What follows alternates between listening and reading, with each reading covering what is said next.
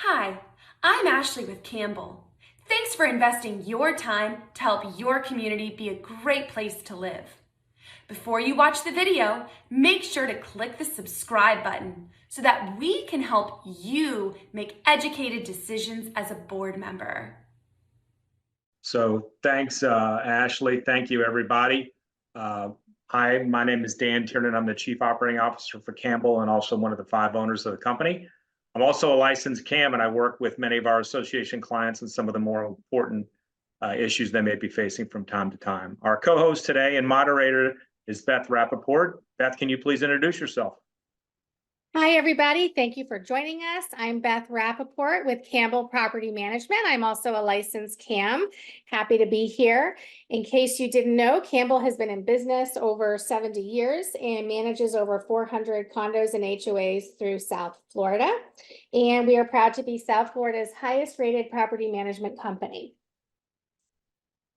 Great. So let me just talk for a minute about the goal of this webinar. So what we're going to do is talk about how to be efficient and effective in one very specific area, board meetings. Why board meetings? Well, because board meetings are a public display of your performance to all the owners in your community.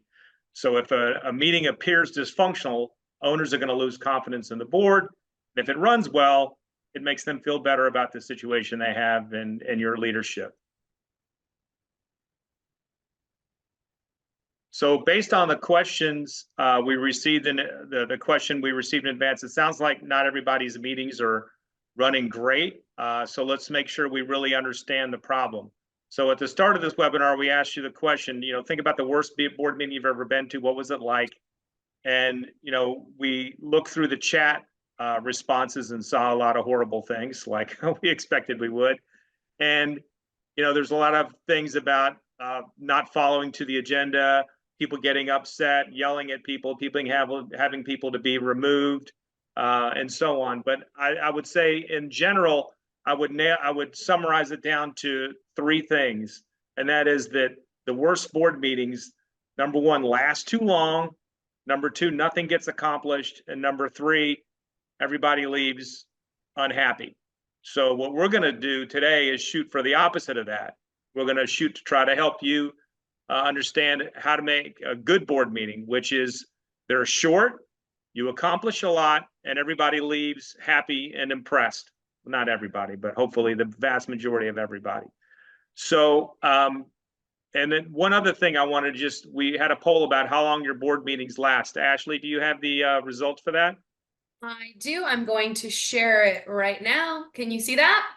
Yeah, so it says that 1/3 of you typically get your board meetings done in under an hour or less. 60% are 1 to 2 hours, and I feel bad for you that there's 10% of you, 9% of you that where they take typically 2 hours or more.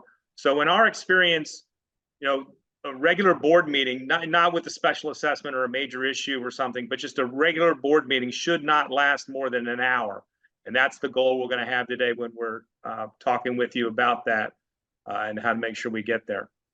So our goal, again, is to make you understand how to be as effective and efficient as possible in running your board meetings.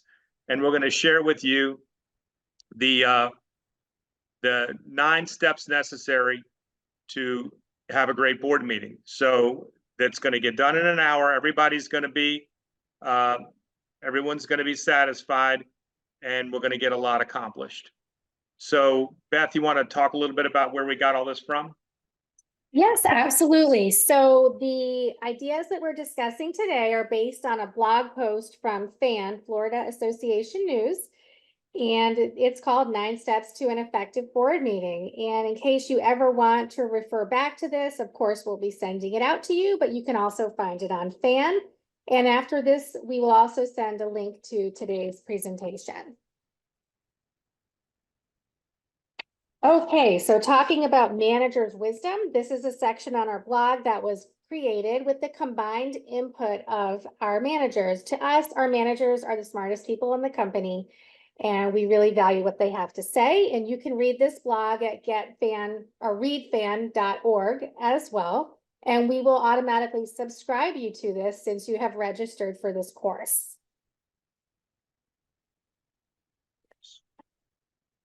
Okay, so. All right, so let's get started. Lack of preparation. Have you ever shown up at the board meeting where board members said they were hearing about something for the first time? The board members were asking for more information and they were just generally confused. Obviously, this is not a good start to your meeting when the board does not seem prepared for the meeting. Dan, what do we recommend for boards to be properly prepared? Thanks, Beth. So there's really two things you want to make sure you get right. That is, number one, the agenda, and number two, the board package. So first on the agenda, make sure you only address issues on the agenda that you're prepared to act upon. If you're not really ready to make a decision, you think it's going to be too long, then the issue should not be on the agenda. And second, detailed board packages. So this is important to have all the relevant information for all the agenda items. And it should be sent out at least a few business days before the meeting so that the board members can be prepared. If you do these two things, you're going to be well prepared for your meeting and instill confidence in your owners. So one other thing that I think a couple people might have asked about in the Q&A were, when can the board hold closed meetings that are not open to the owners? And that's pretty straightforward. It's for personnel and legal matters. So some associations like to have informal meetings before the board meetings to set the agenda and review topics in advance. These are commonly called like workshops.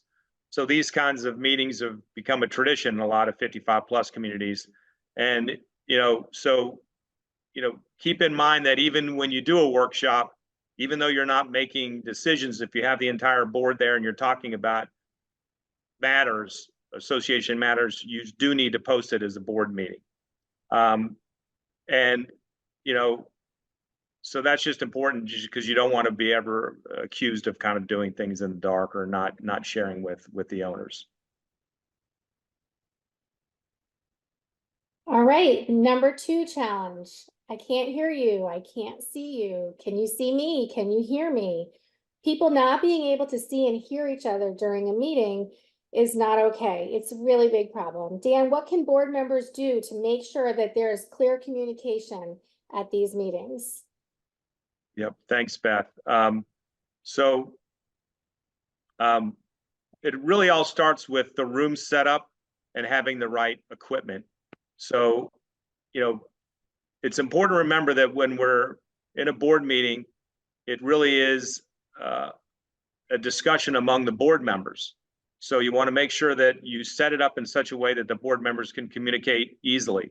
So a lot of boards have their directors sit in a long straight table facing a crowd of owners. So this really can be a little bit of a challenge sometimes because people may not be able to hear each other from other ends of each end of the table. So, what's the ideal arrangement? Really a U shape, a V, or a semicircle, so board members can make contact with each other and communicate more clearly. And then I'm sure that many of you have snowbird board members, so you need to be prepared that that you may need to teleconference people in or join via video. So make sure you've got the right equipment for this. At a minimum, a proper speakerphone. So one of the worst things I've seen a lot of people try to do in the past is just take your cell phone and set it down on the table, and it just doesn't work. The people can't hear what's going on, and you can't hear the person on there. So if you've got a big crowd, make sure that you've got a PA system, which can oftentimes be just a simple portable. You don't need to spend thousands of dollars on this. You can literally get a portable one on Amazon for under $200 that is really simple and easy to use. So it's also important to remember that if you have a gavel, that is a much better tool at calming people down than screaming at people. And then if you're going to have a lot of complex information to go over, it might make sense to have a projector to be able to share information with the owners as well. And of course, a very hot topic, virtual meeting considerations. So 4 years ago now, right? It's been 4 years. I can't believe it. Maybe only 5% of our associations were using virtual or Zoom meetings. Now we know more than 90% of the associations we work with have or have used virtual or Zoom meetings. So we know they're not going away. It can be very tricky to handle the audio and video for hybrid meetings, where there's a primary location and people allowed to access the meeting remotely. We highly recommend you work with your management company to get this set up. And we do have assistants here at Campbell to help you with this. Our favorite tool for successful hybrid meetings is the OWL. It's shown here on the right side of the screen. It's a single piece of hardware that it includes a camera, microphone, speaker, all in one. It's unbelievable. It just knows where to look and it knows where to pick up the audio from. It's a really unbelievable, and it's a big game changer for hybrid meetings. So just again, just to echo what Beth mentioned here, the owl sits in the middle of the conference table. You can see the red rectangle here on this video. This is what an actual owl looks like on a Zoom meeting. So there's a 360-degree camera that highlights the person or people that are speaking. And, this makes remote attendees feel a lot more like they're there in the room. And since it's a single device, like Beth mentioned, it's fairly easy to set up. And as far as successful Zoom and virtual meeting blog posts, we have several on this topic on Florida Association News. Feel free to review them at your convenience. And the last one on this list, highlighted in yellow, is about holding hybrid meetings so that both board members and owners can participate both in person and virtually.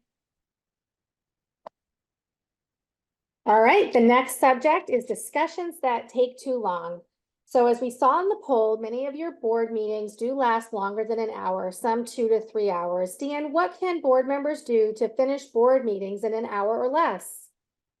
Yeah, Beth. So the most important thing here is planning and being realistic about what it is you're considering having on the agenda. And I mentioned this earlier, is just make sure you only discuss items you're sure you're prepared to vote upon, that you've done all the proper research, and that you've had enough one-on-one or email conversations to kind of come to consensus to what you want to do. So if you're not confident that you're ready to make these decisions on it, don't put them on the agenda unless you're really ready. And the president really should understand everyone's position in advance and have a consensus to make sure you can move the agenda along. So, and one other thing that you can do, if you find that it is going on too long, and that maybe you misjudged and you're not really ready to make a decision, there's 3 magic words you can use that can kind of cause everything to pause, and that's to call the question. And that's basically, that you can vote to make a motion, move things along, and vote against the motion or for the motion, but just to end the discussion if you feel like there's been enough discussion already on the topic. The next subject is unruly owners and as well unruly board members. There are sometimes confusion between the difference of a board meeting and a town hall meeting. And because of this, there are some unruly people that attend these meetings. Dan, can you speak about the best way to avoid this problem? Sure. The key thing to do right up front before the meeting starts is to establish the ground rules and clearly communicate them to the owners. Reminding them that the board meetings are for the board to make decisions and to conduct business. These aren't town hall meetings. And, that the meeting chair should remind everyone of the purpose of the meeting and how and when participants can participate. So the chair should use the gavel instead of raising their voice to maintain order as well. And the owners also need to understand their rights, that they have a right to attend, observe, and listen, not to give input constantly on, different things that are going on and so on, but they definitely can ask questions. So what we highly recommend is that, even if you've had the same people coming to the board meetings all the time for years, you never know when a new owner might come along and just not understand the situation. So before the meeting starts, you can explain to them, hey, this is these are the rules, and this is how this is going to be run, and so on, because they might be thinking, again, it's more like a town hall discussion. And one of the things you can do is even publish the rules for how owners can speak and then hand them out as part of the agenda. So Beth, And then yeah. here's an example of a policy regarding how board meetings will function. This is really great information and a very handy tool, and we will be sharing this with you as follow-up from today's meeting. Yeah, so sharing this before the meeting starts on a regular basis and just reminding everybody of how they run is very important. And staying on the agenda, something we all have a problem with and a reason why many board meetings go over time. Dan, how can boards help manage this issue? Well, this one is really just common sense. You know, it's I hate to be overly simplistic on it, but it is literally follow the agenda, don't deviate, and see step A, follow the agenda. I mean, you really do need to stay on topic and on time. And, you know, board meetings are not meant for brainstorming. And, you know, it's important to understand that the reason you're not supposed to talk about things that are on the agenda is that for condos, it's literally not legal. It's you know, the whole point of this is that if there's going to be a topic discussed, owners have a right to know what the topic is in advance so that they can attend. So if you start talking about some kind of rule or some project that maybe they're very interested in and they're not there for it, they have a good reason to be upset. So it's important to make sure that you really do follow this agenda and not deviate from it. So if someone wants to bring up something completely new, then it's perfectly reasonable to allow a board member to make a motion to add it to the next meeting. And that's a reasonable way to do it. And if you need a set policy, a simple policy to set your agenda, say you're a new board and there's some confusion about that, this is a really straightforward policy that's fair. The short version is the president and the manager set the meeting agenda. The president sends out the planned meeting agenda and asks for input. The president considers the input and makes the final decision. And then the majority of board members want something to be on the agenda, they can vote at the meeting to add it to the next meeting. So this one works very well. And you know, it's a real simple process that kind of covers everything. So, you know, and one other important thing to know is that owners have the right to add an agenda item. It requires them, if they want something discussed that's not been discussed, they have to get 20% of the owners to sign a petition. And then it will need to be discussed in the board meeting. All right, and moving on to the next subject, how do we control members speaking? Board members do have the right to limit members' right to speak in a variety of ways, but we certainly don't want members to feel that they have no voice. Dan, what do you recommend to ensure that owner input is managed effectively? Yep. So the most important thing is to have a process that shows respect for the owner's right to speak. You know, a lot of times you've got some, you know, you might be surprised at the expertise someone has out there, and it's important that you make sure that you give them that opportunity. So, you know, one other thing is if there's a contentious issue, you know, move it to the beginning of the meeting so owners can get to their point of interest at the beginning. You know, sometimes if you've got a special assessment or you've got a rule change or whatever, put it early. Maybe there's literally 100, maybe you normally get 10 people, but you got 100 people there. Those 100 people want to leave after you get that done. So just make it easy. Don't make them sit through the whole thing. It's also important to remind owners of the rules, as we discussed earlier, you know, that you're only going to be discussing the agenda items, you know, for 3 minutes or less, and only when called upon. And, you know, typically this is after the board discussion. So it's important too that you want to, you know, do this before you vote, because honestly, I think it's, you know, it's legally okay to wait till after you vote to have questions. The reality is you really need to do it. It's disrespectful if you don't let them ask the questions before you vote. And how do we use Robert's rules? A lot of new board members will ask us this question and want to know, what do they need to know about Robert's rules? Dan, how important is this to running a board meeting effectively? Yeah, Beth. So the key thing to understand is that most of what you need to use and know about Robert's rules is literally in the agenda. So it's calling the meeting to order. It's establishing a quorum, approving minutes from the prior meeting, and then reports from officers and committees, and then old and new business. And the whole process of making motions and seconds and voting and so on is simple. And then adjourning the meeting ultimately. So this is most of what you need is literally the points that if you understand how the agenda works and the parliamentary procedure related to this is very simple. So we try to tell people, don't try to overdo it with using sophisticated methods of Robert's rules. This is keeping it simple will make it a lot easier for you, the board members and the owners. And how to deal with accusations and attacks. We've all seen it where horrible things are said, accusations are made, very harsh criticism, sometimes things that are not true. Dan, how do you recommend boards handle this? Well, again, this is pretty straightforward. It's the most important thing is just keeping calm and getting yourself prepared for this. So if you feel like you're going to get attacked because the budget's gone up dramatically, or you have to have a special assessment, or you're changing a rule that some people disagree with, if you know this is going to be happening, then just prepare yourself for it mentally.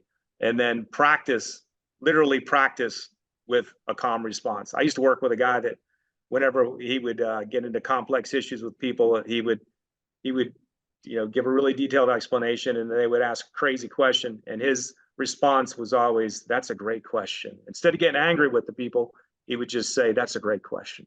And likewise, you need to just find a way to calm yourself down and say, "I'm sorry you feel that way," or just whatever it is that's going to diffuse it, because you don't want to be in a situation where you do the things you shouldn't be doing, which is you don't want to get upset, you don't want to attack back, anger, argue and debate, and you don't want to escalate the whole thing. You really need to be thinking about how to be a filter, not an amplifier in this kind of situation. So it can be hard to do, but the more you get yourself ready for it, the easier it is. And it can be very difficult to not take things personally, but if you get yourself mentally prepared for it, it helps. Another great tool for associations is a community-wide civility pledge. This is something that the board needs to adopt and promote, but it can be very helpful. The one you see in front of you is from our colleagues at CAI, Community Associations Institute, which is a national organization that promotes community association living. We will be sending you a copy of this with the presentation so that your community can consider adopting it. And this basically sets expectations for everybody to be civil: owners, board members, staff, vendors, and professionals. And it's a commitment to remain civil despite differences.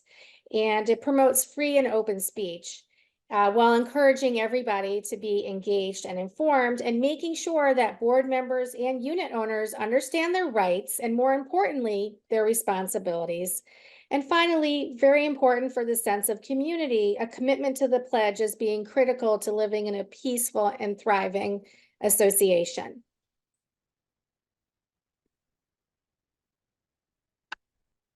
What to include in your minutes? We get this question all the time. Dan? Yep. Thanks, Beth. So what I tell people a lot of times is you can really almost write the minutes before the meeting has even occurred. And I'm not being sarcastic. The reality is you can take the agenda, because that's what you're going to discuss. And so you restate the agenda, and then you notate how motions were voted upon, who voted for what, yay or nay.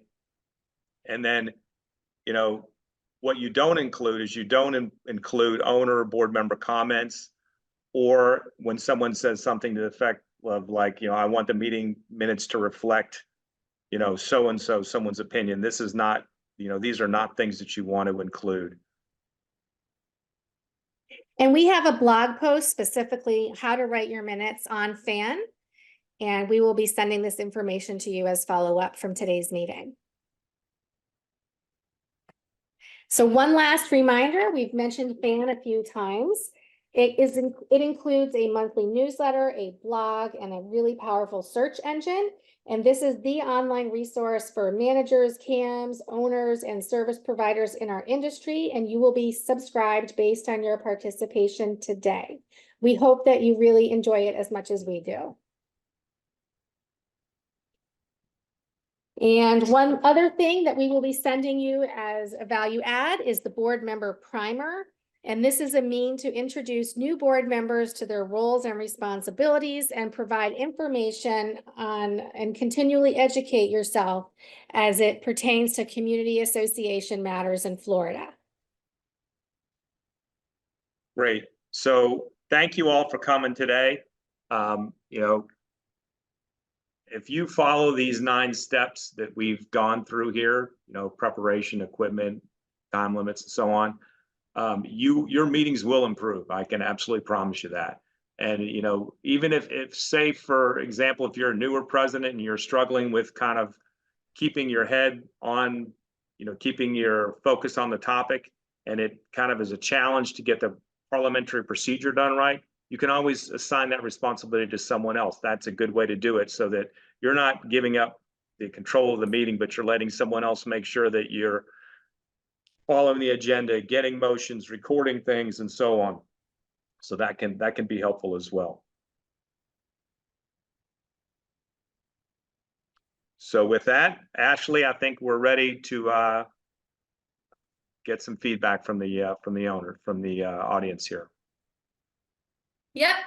And oh, sorry, I'm starting my video and then it was stopping. Yep, I actually went already ahead and launched the poll. So if you could please give us your feedback on how we did today, we would greatly appreciate it. I will be emailing out the presentation, those additional resources like the board member primer and the CAI civility pledge. I will be including Dan and Beth's contact information in that email. And we will be sharing the recording of this webinar in that email as well. So thank you everyone for joining us. Dan or Beth, do you have any last words before we wrap up? I know Thank you so much. Yes. Yeah, I know we've got like 2 minutes left, and I see some questions in here. Maybe yeah. I can answer a few questions. So someone said, should there be an open forum be part of the agenda? Absolutely not, never, because that's the whole point. You're not supposed to discuss and make decisions on matters that are not on the agenda. If you want to have an open forum, you clearly can have an open forum at the end after the meeting. After you adjourn the meeting, you can have an open forum and people can, openly complain about whatever, but the board should not be chiming in too much. It should be just kind of listening to what they have to say. So hopefully that makes sense. You can do it, but it can't be part of the meeting agenda. Make sure we stress how important it is for board members to attend board member certification. So that's a good point. We've got several courses. You can go to campbellevents.org, or you can go to just our Campbell website. You can see educational events on board certifications. We do those, I think 4 times a month. So there's plenty of ones you can go to there. See if there's anything else in here.